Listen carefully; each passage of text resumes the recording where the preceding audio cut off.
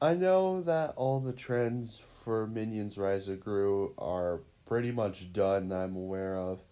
And I am aware this review probably won't do well. It would have probably been better to do the review while the trend was still going. But it took a while, okay? And I'm finally reviewing this movie. So yeah, I saw Minions Rise of Gru. And I liked it.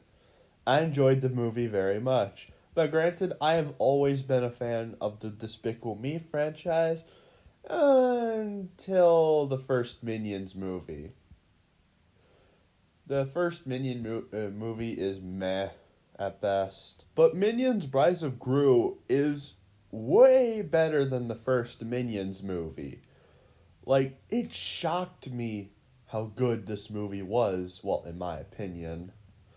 Like, I expected it to be okay. That's originally why I was going to wait for the movie to come out on DVD. But then I started hearing stories about how it was good and all these people in suits. No, I'm not joking. This was a very big movie. It was the biggest trend in I think it was June. Yeah, it was the biggest trend of June. Like, there were people in minion suits, also in business suits. It wasn't just kids this time because people on the internet consider Despicable Me as a kids franchise, like little kids of this generation. No. No, it wasn't just them. It was kids, their parents, and adults that didn't even have kids. Like, it was a big movie. It was so big, it managed to beat Lightyear. Like, it is sad and pathetic when a Minions movie beats a movie from a high company like Pixar. It's just pathetic. Well, granted, Lightyear was a piece of garbage, but yeah. And once I found out that I was doing better, I actually considered for a bit going into theaters and watching this movie. Unfortunately, it never happened because being an adult sucks sometimes. Oh, who am I kidding? All the time. So yeah, I didn't get the chance to watch the movie in theaters, but on September, I had a late birthday celebration, and conveniently, Minions Rise of Gru was on Vudu for early access. Of course, I did buy the movie because I had no choice. I'm like, even if the movie sucks, I've had worse movies in my collection. Might as well. I thought the movie was going to be okay, and it shocked me how good it was. Like, I really enjoyed it. Like, it might be just me because I've been a Despicable Me fan since the beginning. Like, when the first Despicable Me movie came out, I remember when I went to go see the first Despicable Me movie. It was on my 9th birthday, and I had the options between, I think, Nanny McPhee and Despicable Me. I chose Despicable Me. I thought it'd be interesting. So I went to go see the movie. Unfortunately, I missed the first couple of minutes, but when I saw the movie, I really liked it. And I've liked the franchise ever since. And yes, I know that trashing on the Minions is a really, really big trend on the internet. But personally, I don't have anything against them. I think they're hated too much, to be honest. And personally, I don't even focus on them in the Despicable Me franchise. I focus on Gru. I focus on Gru's story because it's Gru's story. Well, until the first Minions movie, then it's their story. But the main focus for me was Gru and his life. That's all I cared about. But I'll have to review these movies sometime if you guys want me to. Because trust me, I will be willing to review my childhood with the Despicable Me franchise. I will do it. So, let's begin with the review. So, the movie opens up with a new villain into the franchise, Bell Bottom, stealing an ancient map and escaping from the Anti-Villain League. She eventually gets away from the Anti-Villain League and meets up with her fellow members, the Vicious Six, with members like Stronghold, Nunchuck. Oh my gosh, this name. Why? Let's continue on. There was also Svengeance, right?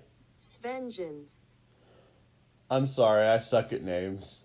So then there was also Jean's Claw, and their last member, Wild Knuckles. And with the map they have, they are looking for a mystical item called the Zodiac Stone. And they go out to the temple that the Zodiac Stone is, and he eventually grabs the stone, where he is chased by these new kind of characters to the franchise, like these ancient guards. I actually kind of liked the ancient guard things. Like, it felt like one of those very old archaeologist movies. Like, for example, it kind of reminded me like Indiana Jones a little bit. And it takes him tooth to nail to actually escape the temple, where eventually there were more guards. He eventually gets rescued by his fellow Vicious Six members, and he gets the stone, where eventually he is betrayed after the other members grab the stone, and they claim it's time for the next generation. They cut his rope, and he falls into the river, and he's dead. Then we transition to a young version of Gru, who is just being mischievous and evil, like he's supposed to before the first Despicable Me franchise. Good job. I just liked all these moments. Yes, the fart stink bomb was a bit much. But besides that, I actually liked it. Like, we even got a reference to the freeze ray. Of course, it's the cheese ray. I don't know why they went with cheese for the ray, because we know he has a freeze ray, because in the first Minions movie, he clearly has one to stop Scarlet Overkill and steal the crown from her. So, I don't understand why he's using this cheese ray. Of course, I have nothing against the cheese ray. It's just a little nitpick. And one of the evil things he does, which is truly evil, is eating ice cream in a gym in front of people trying to exercise. Truly diabolical. No, seriously, that is truly evil. Just hear these people trying to exercise so they can get stronger or be healthier so they can live longer, and then this little kid starts eating ice cream in front of them. That is despicable. Anyway, continuing on, then Gru goes back to his house. Of course, it's not the same house in Despicable Me. It's a new house that his mom is in back when he was a kid. And he gets a message from the mail from the Vicious Six. And the Vicious Six member, Bell Bottom, says that this Saturday you get the chance to join the Vicious Six, and auditions begin on tomorrow. And then the password is "you're no good," and then the message explodes. I found that hilarious because That reminds me of Inspector Gadget, if anyone has seen that cartoon. Okay, so if you don't know the cartoon, so there was also always this joke in Inspector Gadget in every single freaking episode where like the chief gives Inspector Gadget the message, and in the end every single time it said this message will self-destruct. Here, let me pull up a clip. I know it's not on the Minions topic, but it's freaking hilarious. Street tour train. This message will self-destruct in 30 seconds. Don't worry, Chief. What can happen here with my good friend Catman helping me? Stop! Stop the machine! Stop! Stop! Ah! Yeah. That reminds me of those days. Yeah, self-destructing messages were really popular back then. I wish we got more of that, to be honest. Anywho, Gru goes into his house and he is trying to talk to his mom, where he goes upstairs and his mom and some random sweaty guy just are like meditating, you know, all that hippie stuff. Mom, who is this sweaty guy? He's stinking up the house. I thought you were cooking cabbage. He's my new guru. His mom then says they better stop that or she's kicking him out. And then Gru starts nagging her after he closes the door. And we get the funniest part. Hey, I heard that. They start running. Then, of course, they go to the new evil lair, aka their basement. And the minions are developing Gru's first evil lair. And this part of the whole sequence is my favorite part.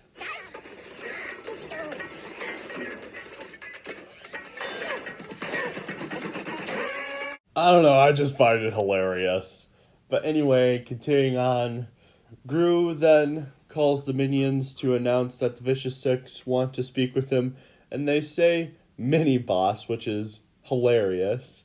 And he's like, alright, I'm not Mini, please stop calling me that.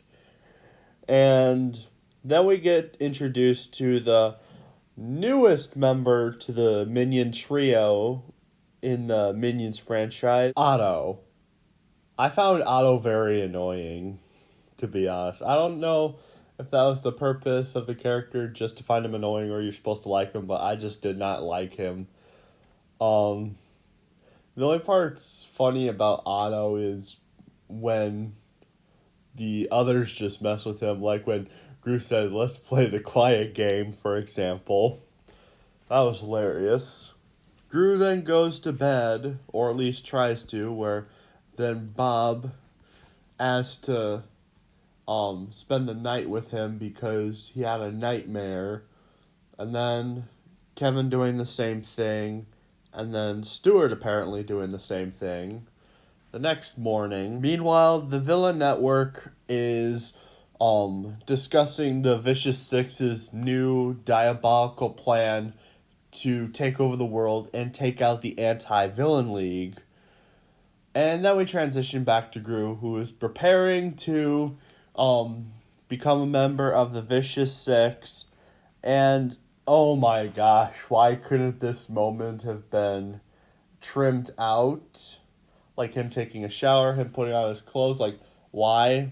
Well, I guess it wouldn't be a Minions movie without it. Anyway, Gru is about to leave where he is stopped by Bob, Stuart, and Kevin. And Gru says it might be time for them to look for a new boss because the Vicious Six are the big leagues. So he heads off, and Bob, Kevin, and Stuart follow him after tricking Otto to playing a game of hide and seek. And we go to this music store where we see another familiar character in the Despicable Me franchise, Dr. Nefario. It was nice to see Dr. Nefario in this movie. He was kind of absent in the first one. If you pay real close attention, I noticed this on YouTube, he is actually in the first film. You just have to look very closely in the villain con. Unless that's like his twin brother, like Joe or something.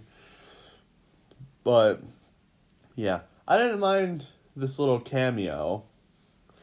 And then Gru gets this record to go into the Vicious Six's secret lair, which they used a clever technique of going backwards to reveal a secret message. I will say that is impressive, and they did a really good job thinking about that. Anyway, Gru goes down in an elevator that surely should have killed him. It's cartoon logic. And Gru meets up with the Vicious Six where they laugh at him. And then they say next, and then we get introduced to Kite Man, which really, you would consider this guy over Gru? This weirdo? Anyway, Kite Man's machine goes haywire. Gru takes the chance to steal the Zodiac Stone from under the Vicious Six's noses with Dr. Nefario's invention. Oh yeah, Dr. Nefario gives him an invention that he just invented, and he uses it to steal the stone. Gru escapes. Then Bob, Kevin, Stuart, and Otto meet up with Gru. They get a whole chase sequence, and eventually they escape. And Otto in the chase scene was separated from the others, and Gru is wondering where the stone is because apparently Otto replaced it with one of those pet rocks, which didn't know those were a thing, but that's what I get for being a 2000s kid. And Gru is frustrated and is done with the minions. He's leaving, and then he's kidnapped by a van, and the people in the van actually work for Wild Knuckles. Yes, he's alive. Yes, I did forget the detail of Wild Knuckles being alive during the message from Bell Bottom. Yes, I did forget, but it actually kind of played in my favor because it seems mysterious. But yeah, we find out Wild Knuckles is alive, and Wild Knuckles earlier saw Gru with the Zodiac Stone and is interrogating him. And we get this funny part. This part actually made me crack up. Call home. It's ransom time. No. My mom will probably pay you to keep me. Good one. Call. So Gru calls home, where the minions immediately answer, and Wild Knuckles says, if you don't give me the Zodiac Stone at this amount of time, your boss is gone. And the minions are trying to interrogate Otto on who he gave the stone to, so they can grab the stone and save Gru. Meanwhile, Gru is put on this trap or torture machine that is a giant record player with a buzzsaw, and he calls it like the, what was it again? Welcome to my newest torture device, the Disco Inferno. But before we get introduced to that device, Kevin, Stuart, and Bob go to the airport to go to San Francisco, and we get to meet this lady. San Francisco. Okay, how will you be paying? No problem.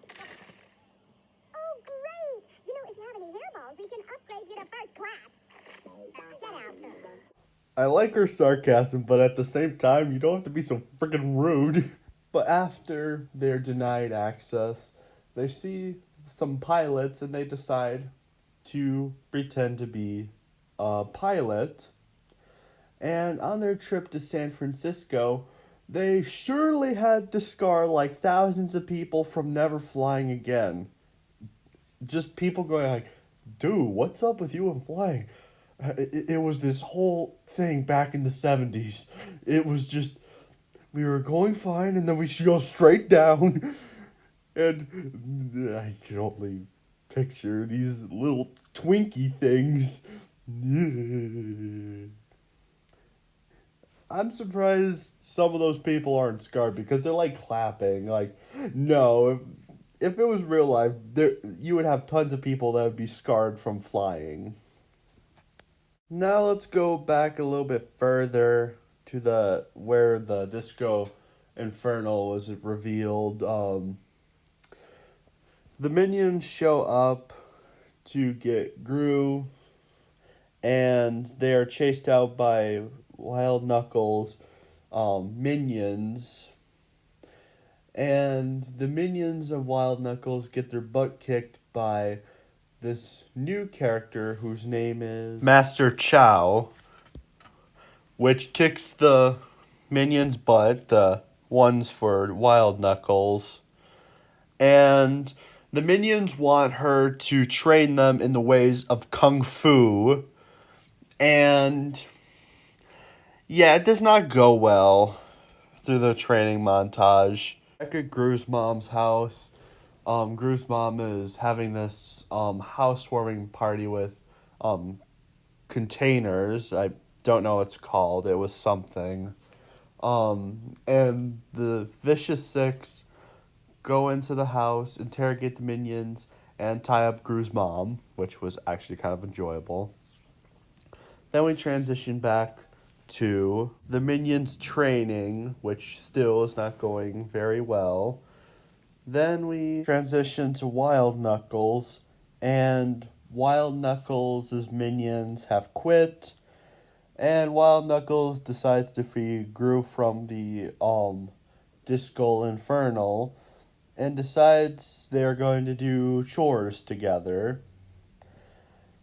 Then we transition to Otto, who is going after this biker with the stone, which is the kid he gave to his uncle. I think I forgot to mention that detail. He eventually catches up with him and gets the stone, and he gets a bike ride from the biker. And I'm like, gosh darn lucky. We go back to Gru after that, and Gru is cleaning out the pool full of Wild Knuckles' pet alligators. Man, that's a disaster waiting to happen. Which kind of does happen.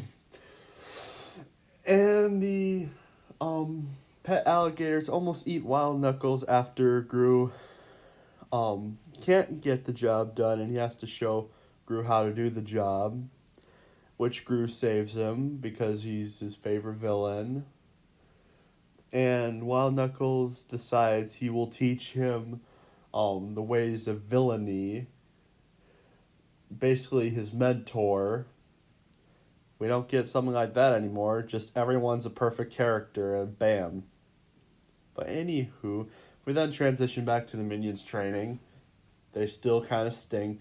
And they manage to get their training done, kind of, because they earn their junior kung fu badges or something like that. So they decide to go to Wild Knuckles' house and try to find Gru, which they are not successful.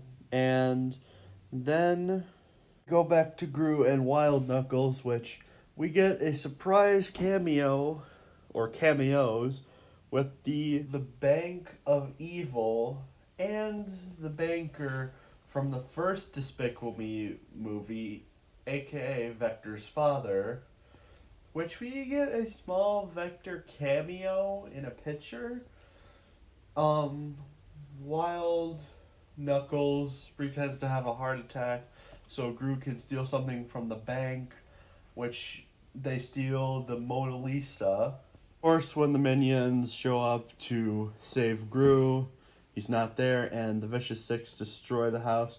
Then we transition to Otto, who has made it to San Francisco, and it looks like San Francisco is celebrating Chinese New Year.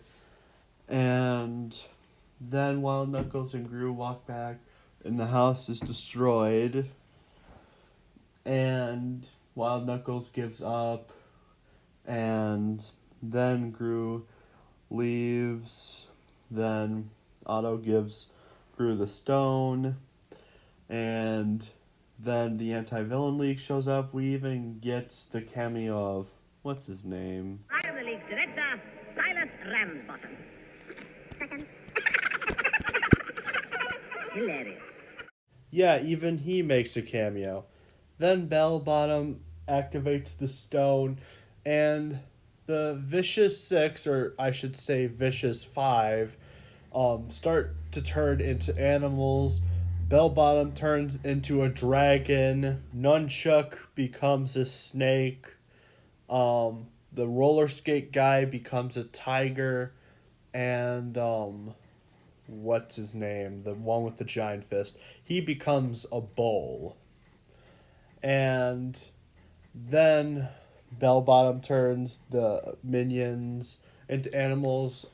Kevin gets turned into a rabbit. Stuart becomes a chicken, and Bob becomes a goat. Yeah, it's not a very even fight until like the middle of the fight. And also Wild Knuckles joins in after he said it was all over. You know, that hero redemption thing. Hey, it's better than how they did it with Jake Skywalker. Yeah, I said it.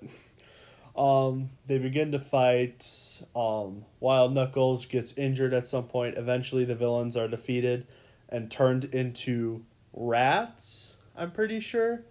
Then they go to jail, and Wild Knuckles goes to a hospital. And then we have a funeral for Wild Knuckles. And then we find out he faked his death, and they head towards the car with the fake dead body, and they drive off, and the movie ends until we get an end credit scene with Gru recruiting Dr. Nefario. And yeah, that's pretty much how the movie ends. Now, I really did like this movie. I enjoyed it more than I thought I was going to. And it reminded me of the Despicable Me days. Of course, there were some things that they could have taken out of the movie or didn't need to be in the movie to begin with, but I can see why they probably did, because kids nowadays are more into that kind of humor. Personally, that humor is not entirely for me. I cringed when those moments came. I'm like, why did you need to put that in the movie?